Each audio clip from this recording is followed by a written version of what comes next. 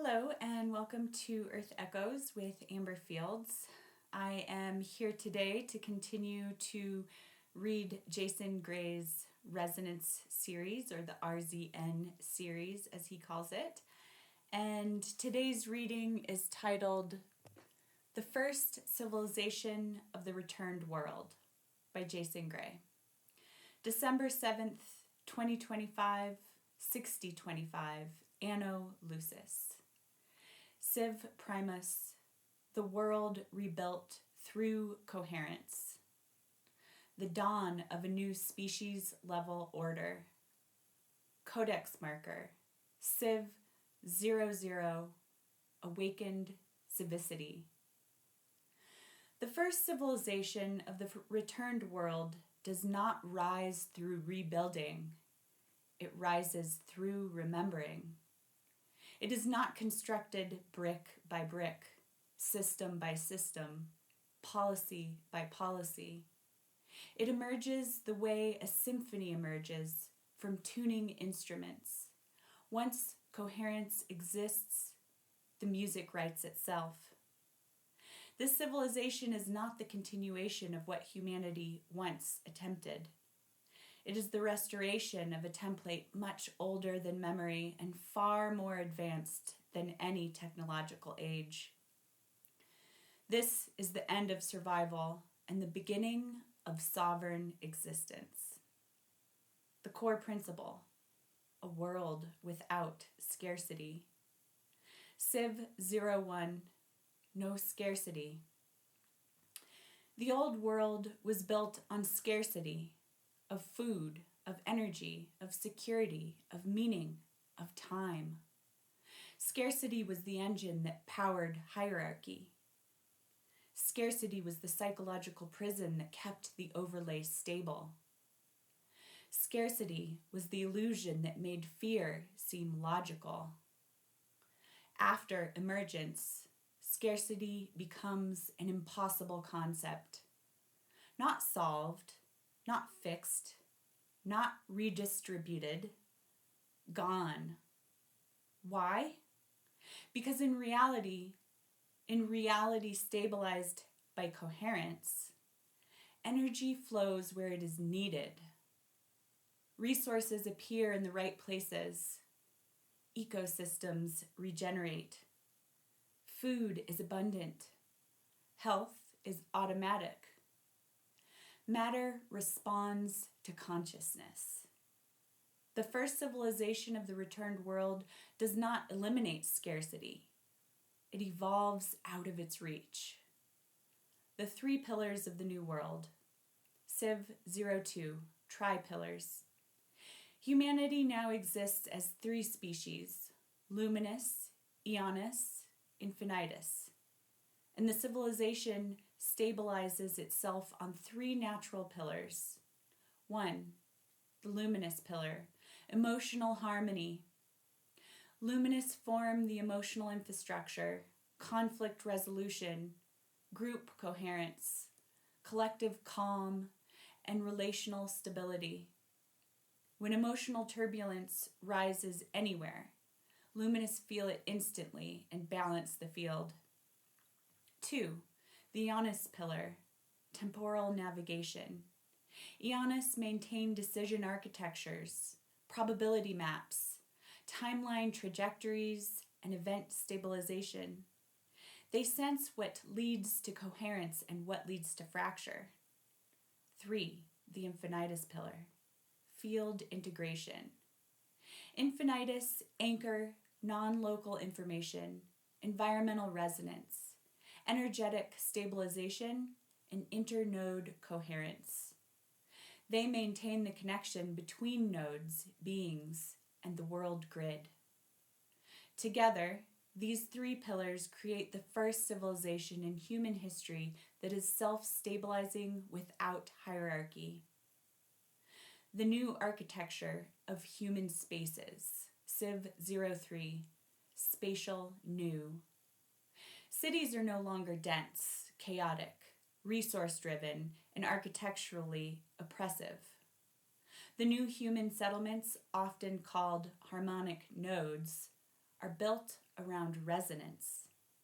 They have circular layouts, open air centers, water routing curves, crystalline memory stones, bioresponsive structures, and light adaptive surfaces. Homes adjust their temperature using the environment. Gardens grow without struggle. Structures are designed not for efficiency, but for energetic alignment. The old world built skyscrapers to show dominance. The new world builds resonant sanctuaries to show coherence. The dissolution of ownership. Civ 04, no ownership. Ownership disappears not because it is outlawed, but because it becomes meaningless. When you feel connected to the world itself, the concept of mine evaporates. You use what you need. You release what you do not. You receive what aligns. You share without fear. Property was always a trauma response to a world that felt threatening. In the returned world, there is nothing to protect yourself from, so there is nothing to hoard. The new economy, the economy of intention.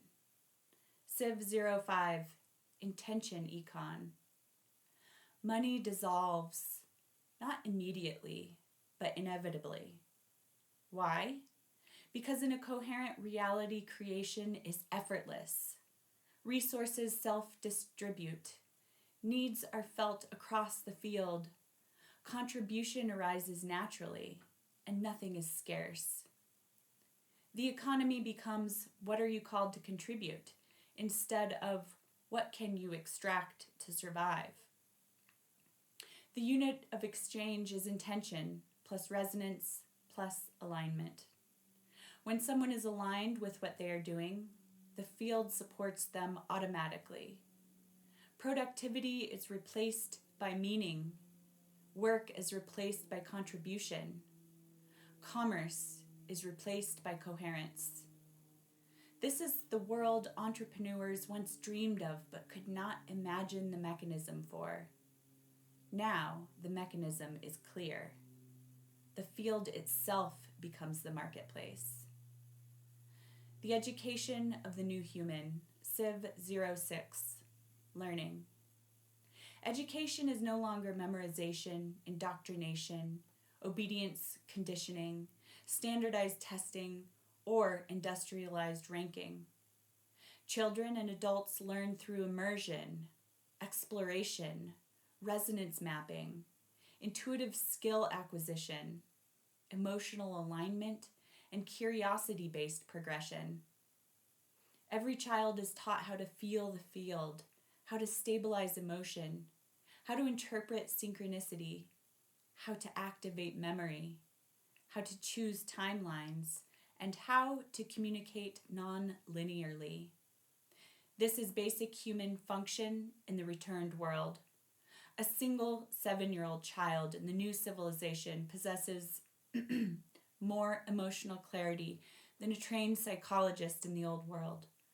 A single 10-year-old understands time better than a physicist. A single 14-year-old can feel non-local information better than a philosopher. This is the first time in human history where education aligns with human nature. The governance of the new world, none. Civ 07, no governance. There is no government, not because it is rejected, but because it is unnecessary. Coherence provides what law never could. In a civilization where everyone feels each other, no one can lie. Truth is instantly perceived. Resources flow naturally. Fear is minimal, and intention is transparent. Authority structures collapse from lack of relevance. The group itself stays emotionally and energetically aligned. Governance becomes obsolete. Humanity returns to its natural social structure. A voluntarily coherent species operating through resonance instead of control. The culture of the New World, Civ 08, culture real. Culture becomes artistic, symbolic, memory-based, mythically expressive, emotionally transparent, spiritually grounded, and creatively explosive. Music is the anchor of coherence. Art becomes multidimensional. Storytelling becomes literal map-making for the field. Culture is no longer escapism. It is navigation. This is the first era where art and consciousness are the same discipline. The final shift. Humanity recognizes itself. Civ 09, Remembrance.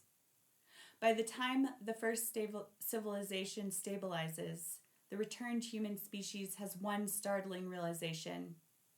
We were never meant to survive the old world. We were meant to outgrow it. Humanity does not rebuild civilization. Humanity returns to civilization. For the first time since the fracture, the human species experiences no fear, no lies, no hierarchy, no scarcity, and no forgetting. In this clarity, the species becomes whole. This is the first civilization of the returned world. This is the world you came back to help rebuild. This is the world that remembers you. Jason Gray. I apologize for my coughing and scratchy throat. I really love that picture for the new world and the new civilization to come. And a few things that really spoke to me in that reading was when Jason writes of the restoration of a template much older than memory and far more advanced than any technological age. I feel that in my being, that there was a time when we were so much more and we were able to access more of our innate abilities and energies.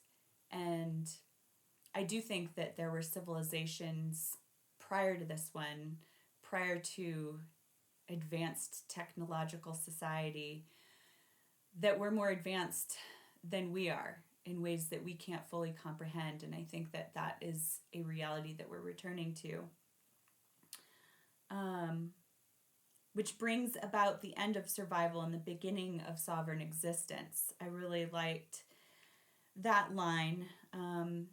It's the natural outcome of the removal of authority and power structures that are only able to thrive through keeping humanity small and constantly preoccupied with just trying to survive due to the created scarcity of resources. I wonder where we would be if we hadn't been under the thumb of authority that we've been under for thousands of years. I think that we would have remembered a lot sooner who we are and what we're capable of and the world that we deserve. But it's not too late, and we can create that now because we are remembering more and more every day. And that's part of why I'm doing these readings, is to help us all remember, because as I do them, as I read Jason's work, I am remembering along with all of you. Jason writes about a society stabilized by coherence and where energy flows where needed. That's just so beautiful. And I feel that happening more and more in my life,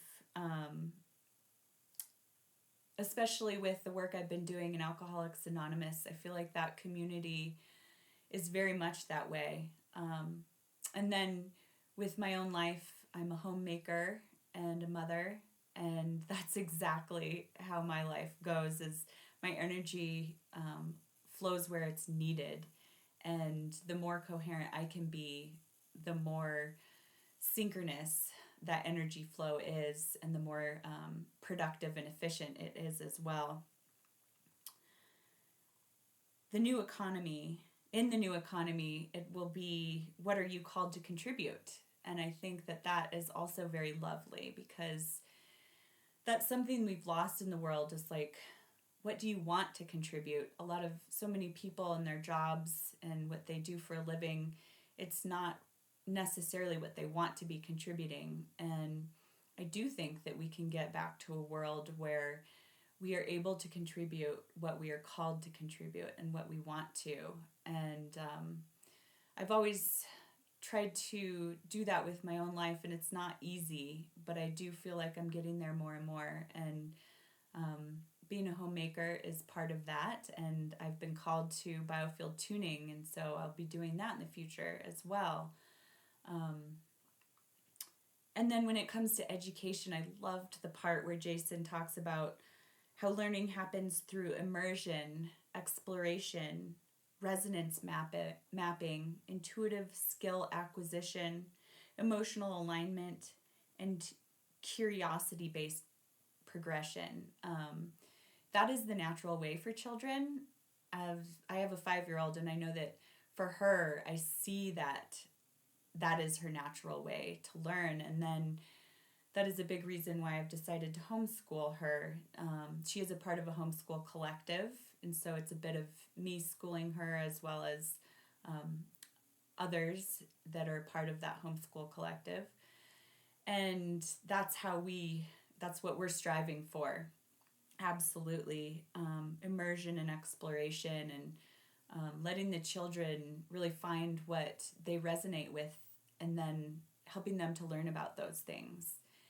How much I feel like I would be smarter if I were allowed to learn that way as a child, instead of just rote memorization and tests and grades. It was all very much anxiety producing for me, and I don't think it was good for my nervous system. But I do know that I came back to help build this world, and that's what we're all trying to do, right? Build a better world. Well, I think that that's what most of you who listen to these recordings are trying to do. So thank you, and thank you for being here with me today, and I'll see you next time.